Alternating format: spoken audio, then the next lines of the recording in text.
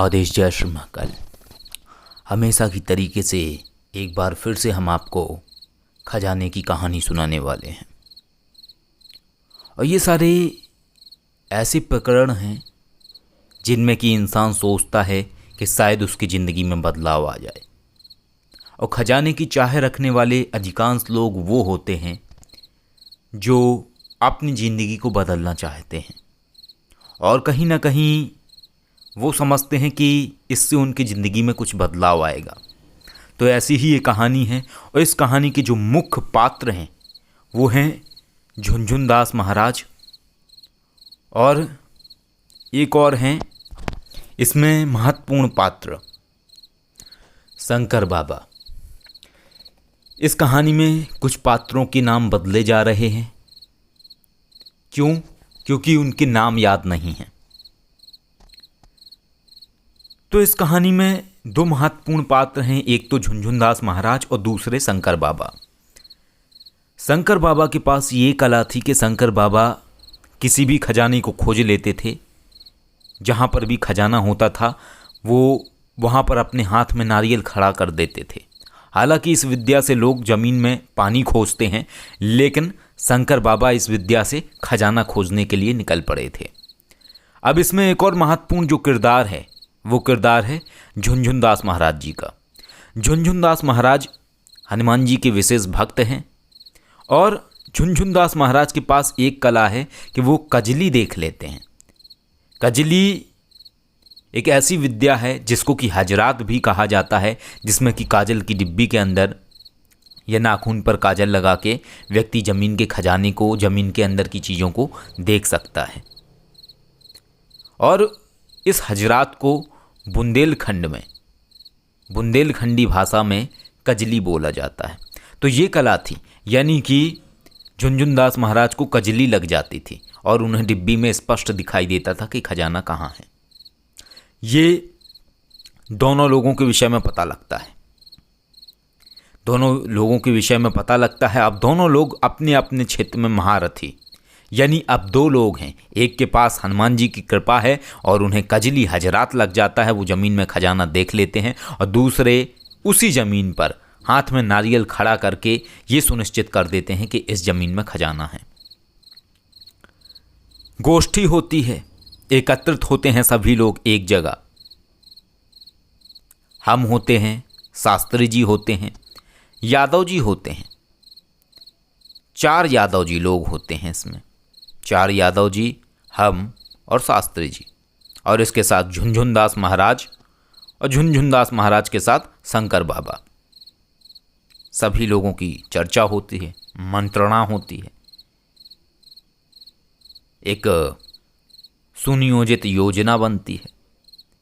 उसमें से यादव जी बोलते हैं, एक यादव जी बोलते हैं कि महाराज एक जगह है ब्रह्मदेव का खजाना, वहाँ पे कई सारे लोगों ने चुड़ैल भी देखी है और आग के गोले फेंकते हैं वहाँ पे।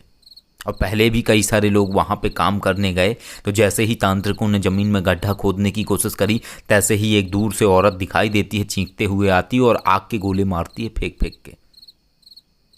शास्त्री जी ने मेरी तरफ देखा, मैंने शास्त्री जी की तरफ देखा।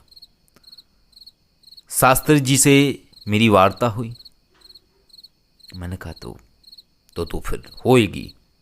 हमारी और शास्त्री जी की भी जिज्ञासा बढ़ गई, क्योंकि शास्त्री जी को भी विशेष रुचि है इन चीज़ों को देखने की, समझने की, और हमारे लिए ये एक कौतूहल का विषय रहा है।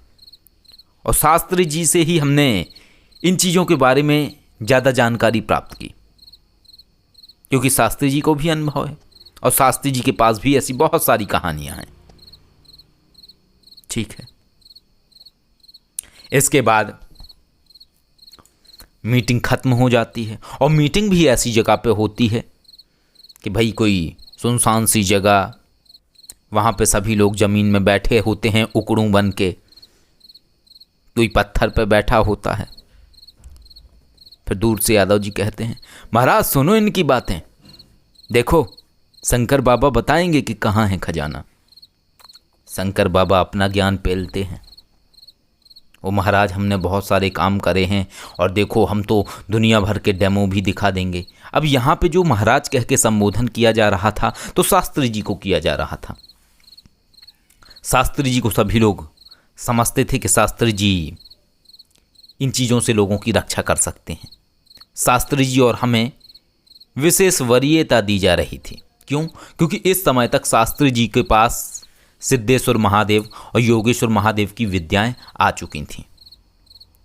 किस तरीके से हमने योगेश्वर महादेव और सिद्धेश्वर महादेव को खोजा और किस तरीके से शास्त्री जी के पास योगेश्वर महादेव सिद्धेश्वर महादेव की जो शक्तियां थीं वो कैसे खुली, इस विषय पे अगर आप जानना चाहेंगे तो हम आपको फिर बता देंगे, फिर कभी सुना देंगे इसकी कहानी। और शास्त्री जी का भी चैनल है यहाँ पे यूट्यूब में, तो अगर उनके चैनल पे आपको जाना है और जानना है कि कौन है शास्त्री जी तो डिस्क्रिप्शन के अंदर आपको उनके चैनल की लिंक मिल जाएगी, उस पर आप जा सकते हैं। वहाँ पे आप देख सकते हैं उनकी जो बताई हुई बातें हैं उनको आप जान सकते हैं।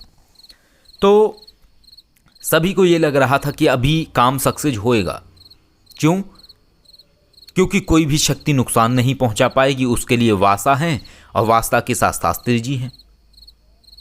तो वासा और शास्त्री जी मिलके शक्तियों को बांध देंगे, शक्तियां नुकसान नहीं पहुंचा पाएंगी। और दिखता तो शंकर को है, शंकर बाबा को दिखता है और शंकर बाबा के साथ साथ झुनझुनदास महाराज जी को भी दिखता है। झुनझुनदास महाराज जी को कजली लगती है, हजरात लगता है, वो ज़मीन में देख लेते हैं और शंकर बाबा वहाँ पे हाथ पे नारियल खड़ा कर देते हैं मंत्रों से, जहाँ पे खजाना होता है, जिससे कि पुष्टि हो जाती है कि वाकई में यहाँ पे है। और एक और गजब की कला थी शंकर बाबा में कि शंकर बाबा उस नारियल के खड़े होने से ये भी अंदाज़ा लगा देते थे कि ज़मीन की कितनी गहराई में खजाना है। एक यादव जी की आवाज़ तभी आती है, महाराज बड़ा भयंकर खजाना है वहाँ पे, गोले बड़े बड़े फेंकते हैं, लेकिन अब तो कोई डर की आवश्यकता ही नहीं है, अब तो आप लोग हो ना, अभी तो काम होएगा। विचार विमर्श होता है, मीटिंग खत्म होती है। इसके बाद फिर से पुनः 10-15 दिन बाद एक और नई मीटिंग होती है, उसमें फिर और चर्चाएं होती हैं। और ये सारा कुछ प्रकरण है 2014 के आसपास का, ये 2014 या 2013 की बात है। तो इस तरीके की चीज़ें होती हैं। इसके बाद एक मुहूर्त निकलता है और उसमें भी बहुत अलग अलग लोग, उसमें से एक यादव जी थे यहाँ पे, जो एक दूसरे यादव जी थे। तो वो दूसरे यादव जी उन्होंने क्या काम किया कि उन्होंने बताया कि भाई मैं गया था एक बार, तो मैंने तो साक्षात देखा हुआ था, मैंने तो साक्षात देखा था। जैसे ही शास्त्री जी हमने कुदाल ज़मीन में मारी तो पहली कुदाल घुसते हुई वहाँ से चुड़ैल भागी दूर से, और ये एक जंगल में था तो चुड़ैल वहाँ से कीका देते हुए आई, ऐसे बोले कीका सुनाई दिया, ज़ोर से चीखी वो, और चीखने के बाद आग के गोले फेंकने शुरू हो गए। अभी सभी लोग सकते में आ गए, सभी लोग सोचने लगे बड़ा भयंकर खजाना है ये तो। उनमें से कुछ लोगों को पसीने छूटने लगे, जिनमें से एक झुनझुनदास महाराज जी भी थे। और ऐसा प्रतीत होने लगा जैसे झुनझुनदास महाराज जी का मूड बदल रहा है। झुनझुनदास महाराज जी सोच रहे हैं कि छोड़ते हैं इसको, कैंसिल कर देते हैं, दूसरा देख लेंगे कहीं पे, जैसे हर जगह खजाना ही खजाना हो, जैसे दूसरा देख लेंगे। यानी बहुत सारी चॉइस हैं झुनझुनदास महाराज जी के पास। इसके बाद हम कहते हैं कोई बात नहीं, शक्तियाँ जो भी हैं किसी को नुकसान नहीं पहुँचाएंगी, सारा कुछ सही होगा। और इसके साथ ही शास्त्री जी भी कहते हैं कि आप लोग चिंता ना करें, आप सभी के ऊपर सिद्धेश्वर महादेव की विभूति डाल दी जाएगी, जिससे कि किसी के सिर पे भी दर्द नहीं होगा, न कोई समस्या आएगी आप सभी को। और जैसा कि आप लोगों ने बताया है कि वो खजाना ब्रह्मदेव का है, और उसके साथ साथ वहाँ पे एक चुड़ैल भी है जो रखवाली करती है, और उसके साथ साथ आग के गोले फेंकते हैं। तो देखेंगे, लेकिन आप लोगों को नुकसान नहीं होगा, देखते हैं क्या होता है, इसमें भी आनंद आएगा। अब इस कहानी में सब कुछ हो गया, और वो जगह भी इतनी भयंकर जगह थी जहाँ पे कुछ पता नहीं लग रहा था। और इस बार जो चुनाव हुआ, तो इस बार चुनाव उजेली रात का नहीं हुआ, अंधेरी रात का हुआ, ताकि कोई देख ना पाए दूर से।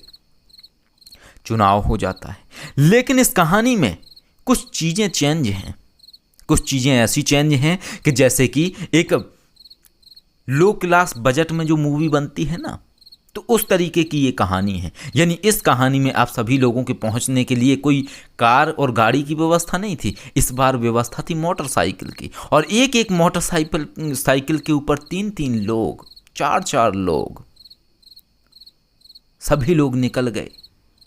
रात को 12 बजे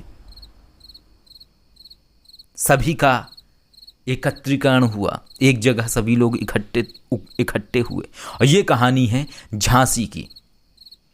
झांसी जिले से 60-70 किलोमीटर दूर मऊरानीपुर से कुछ दूरी पर कुछ गांव, और उन गांव में कुछ वीराने ऐसे स्पॉट जहां पे कई सारे लोग कोशिश कर चुके थे गुप्त खजाने को खोजने की।